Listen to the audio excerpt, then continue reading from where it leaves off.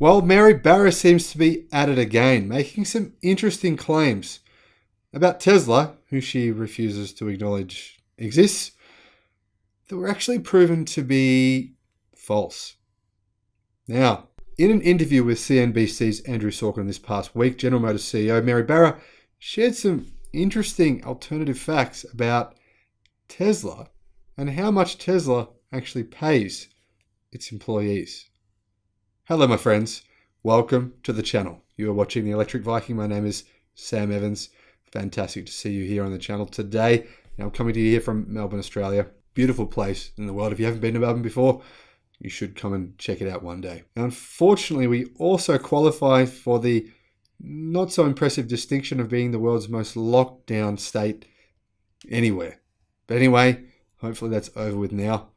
Now today, my boys and I, 5-year-old Cal and 8-year-old Jack, went down to the local park and we did some sprints on our BMX bikes. And when we were riding down there, we were actually riding and a Tesla came past us, a Tesla Model 3, and we were sitting behind that Tesla for a while. And I thought, isn't this nice that I'm not breathing in any fumes right now? Because often you'll be stuck behind an ICE vehicle, or pickup truck, or any ICE vehicle, and you'll just be smelling that you're breathing in those diesel fumes or those gas fumes, whatever they are.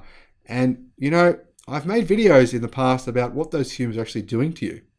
Interestingly, it's really bad if you're in the fire brigade. There's evidence that people in the fire brigade get cancer at a much higher rate and live on average for 15 years less. And a lot of that comes down to the fact that they have been breathing in these diesel fumes in fire stations from the fire trucks. So, good evidence there. For those of you who've been making comments in the comment section below, well, gas cars aren't really that bad, are they? They don't do that much to you. Well, actually, they kill millions of people every year. So anyway, moving on. Mary Barra has recently made some very strange comments. But to be fair about this interview on CNBC, she was asked some difficult questions. And the reality is, Tesla isn't her company. Now, that said, her claim that as per her last look, this was not the case was said in reference to Tesla's employees making more than General Motors employees. So I'll make it more complicated. It appears by my math that on average, Tesla employees who are non-unionized appears on an hourly basis may be making more money than unionized workers, for example, at GM. You know, I'd have to see the information because it's not just the wage per hour, it's the benefits, it's the health care. There's a, pretty robust. My last look at that, that was not the case. But again, there's not, perfect transparent information. But what I would say is I'm incredibly proud of our workforce, our represented workforce, work hand in hand with the UAW. But you appreciate that. Now, I honestly think that Mary Barra has zero idea whether or not Tesla's employees make more than GM's employees at all. That would probably have been the better response.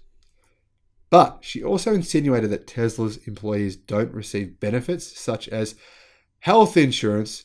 And with that answer, she was, well, way off the money. That it does disadvantage the other automakers.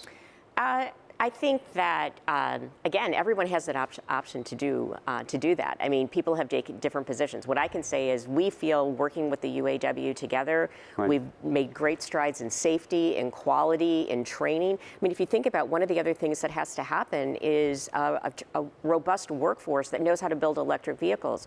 We work in partnership with training with our unions. Elon Musk quickly debunked this in a reply to a tweet by Sawyer Merritt. Now, Sawyer Merritt said, CNBC's Andrew Sorkin said to GM CEO Mary Barra, it appears by my math that on average Tesla employees who are non-unionized make more money on an hourly basis than General Motors unionized workers. And Elon Musk has said that is true.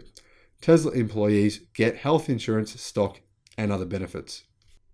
Now, in John Asaida's article on Clean Technica, she says that Sorkin asked Barra, it appears by my math that on average, Tesla employees who are non-unionized on an hourly basis make more money than unionized workers, for example, at General Motors.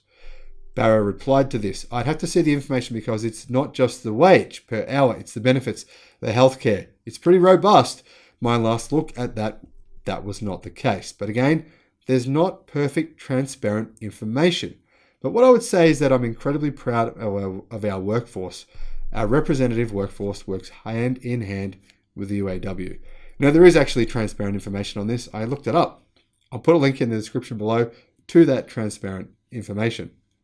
So I'll make it more complicated. It appears by my math that on average, Tesla employees who are non-unionized appears on an hourly basis may be making more money than unionized workers, for example, at GM. You know, I'd have to see the information because it's not just the wage per hour, it's the benefits, it's the health care. There's a, pretty robust. My last look at that, that was not the case.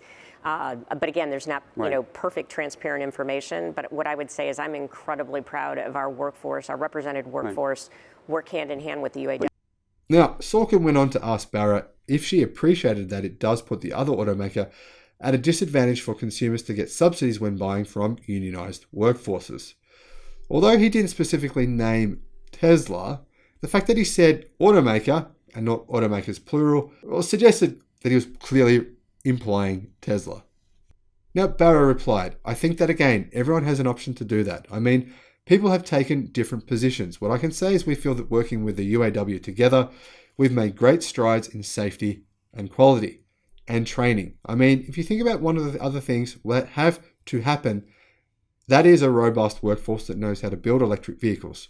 We work in partnership in training with our unions. Now, the truth is, the facts right now is that currently General Motors is not actually building any electric vehicles other than the Hummer electric pickup.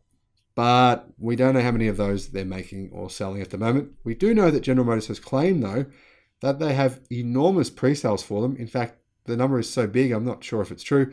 I made a video about those pre-sales, about those pre-orders. I'll put a link in the description below to that video. Now, although Barra expressed that she didn't want to talk about Tesla any further, quite strongly in fact, Sorkin was persistent and wanted her to share why she thought Tesla wasn't invited to the meetings with the Biden administration that General Motors has been a part of. A lot of time with this new administration. And interestingly enough, they've had a number of meetings around EVs. And somewhat surprisingly, at least to some, Tesla has not been invited to those meetings. Do you know why that is? I have no idea. I'm not in charge of the guest list. But do you sit there and say this is a little strange, given the role that they played? You know, Andrew, I don't. You don't? I mean, You really don't? I don't give that a lot of thought. There's a lot of things I think about as it relates to competitors, but as I look at who's building the middle class, who has great opportunities, for a very talented workforce, that's not something I give a lot of thought to. Okay. These meetings were about electric car incentives, about electric car in the industry, about talks about where that was going, etc., etc. Barra snappily replied, I have no idea. I'm not in charge of the guest list. Sorkin asked her that given Tesla's role in the industry, if she didn't find it a little strange that Tesla wasn't invited. She cut him off, saying, Andrew, I don't give that a lot of thought. There's a lot of things that I think about as it relates to competitors. But as I look at who's building the middle class, who has great opportunities for a very talented workforce, that's not something I give a lot of thought to. Now, to me, honestly, this sounds like a politician talking here. I just don't think she's making wise moves here. I think if it had been Jim Farley answering these questions, he would have just been straight up and he would have probably said something along the lines of, yes, they should have invited Tesla. Now, as Jonas says, it does take a robust workforce with a drive to lead to do what Tesla has done for the electric vehicle market, not just in America, but worldwide. That workforce wasn't General Motors, but Tesla's. Tesla saved the EV. Well, I think that's kind of true. There was a lot happening in China that we don't know about with electric cars, but Tesla has certainly popularized the EV worldwide. And that has led the market to where it is at today. Now, realistically, all the bizarre comments about who has led the electric vehicle market, GM's strange claims, strangely Ford is not making those same claims, just General Motors, have been very, very bizarre. I think it'd be much better, as Jonna says, to just be honest and direct about it, as Volkswagen CEO Herbert Diess has done, and also recently as Ford CEO Jim has done as well. Let me know what you think in the comment section below. Should General Motors keep on talking this way, keep on trying to ignore Tesla, keep on trying to kind of denigrate them and say they're better and they've got better conditions and they're leading the EV world. What do you think? Is that a wise move? Let me know what you think. Thanks for watching the video. Look forward to seeing you again on the next one.